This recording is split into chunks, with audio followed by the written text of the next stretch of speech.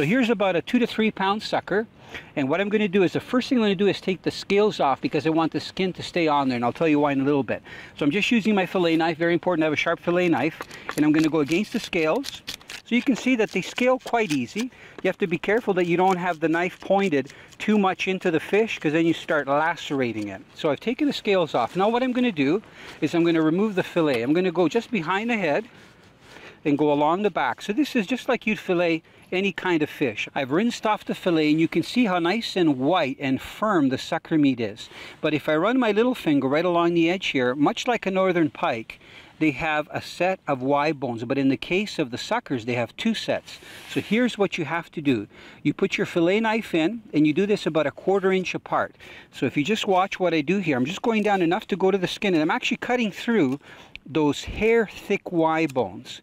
So when we cook this fillet at 350 degrees, which is the right temperature to fry fish at, those bones are going to crystallize.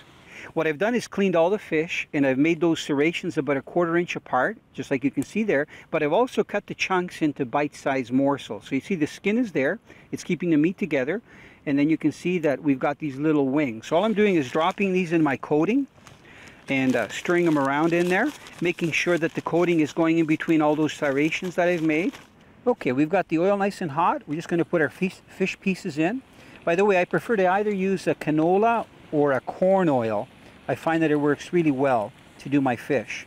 If you cook any meat, not just fish, and your oil is not hot, especially if you do it in the frying pan, you know, over your stove, what's going to happen is it's going to cook, but it's going to absorb a lot of the oil, and that's not really healthy. So you want them to turn a nice goldy brown color, and we're going to let it cook for probably about 10 or 12 minutes. So this is freshly caught sucker. Look at how beautiful those fish pieces are. There's nothing like fresh sucker meat.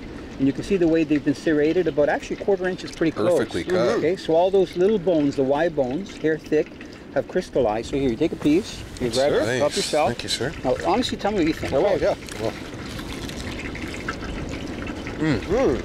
Yeah, nice. That's delicious. That is very good.